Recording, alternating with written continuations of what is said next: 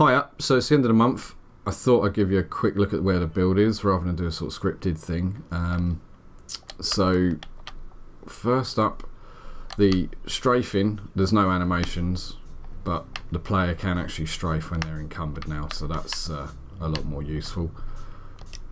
And the fishing rod, if I can actually fish properly, the fishing rod now, there we go, now hoiks things out, which is much more useful. There was a bunch of fixes involved in that because the camera movement had to be smoothed out, but it's nice. I'm going to turn it into a kind of hookshot thing as well, so the fishing rod will be multi-purpose.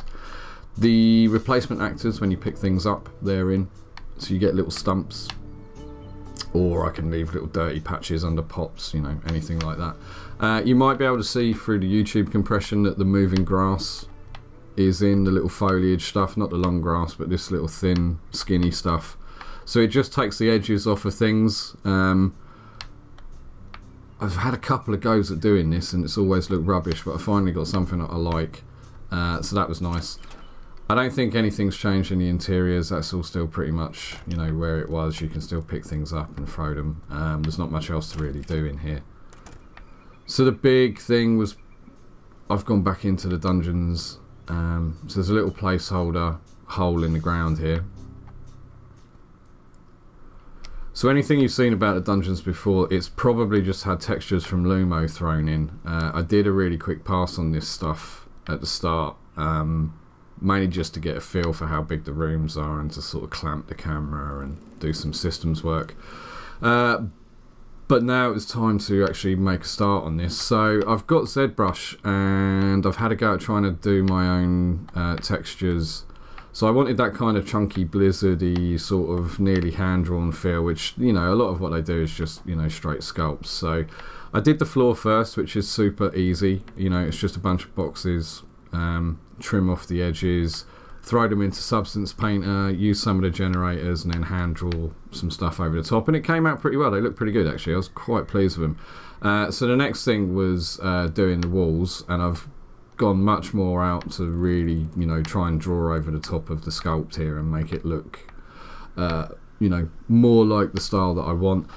If anything, I probably need to tone down the normal maps on both of these because Blizzard don't actually use a lot of normals, and I've generated everything and I've just put it in as is, so I'll probably wind that back a little bit. Floor spikes from Lumo, well, the audio anyway, everything else is brand new, so they're all cool.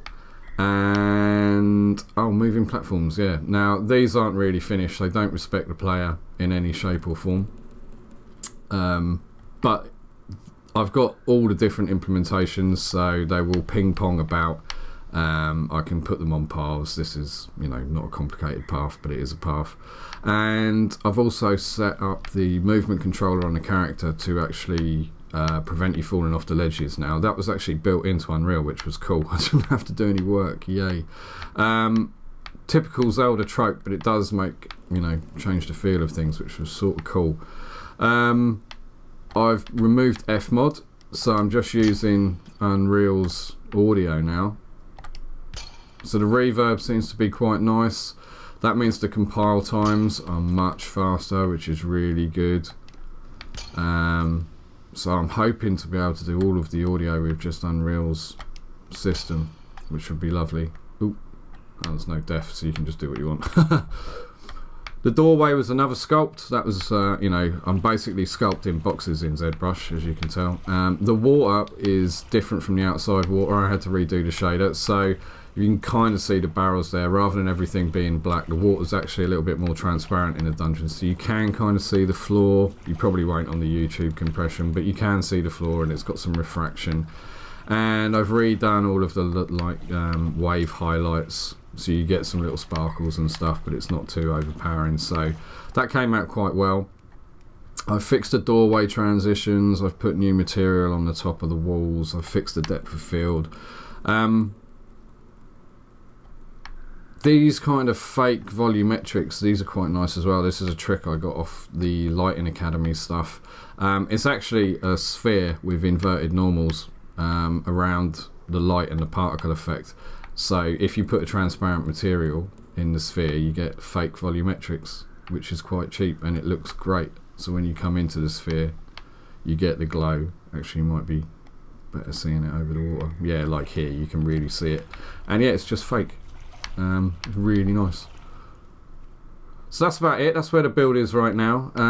I've got a new character from Paul, so I'm going to stick him in, get it skinned, and start animating, and then I can do some combat.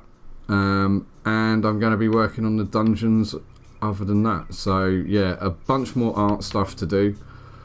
So me and ZBrush, me and Photoshop, but it's all coming along. It's starting to feel like a game. The build was stuck up on itch.io for some friends, fixed some bugs, and starting to get some feedback. So yeah, cool. Have a good Christmas, everyone. Thanks for watching.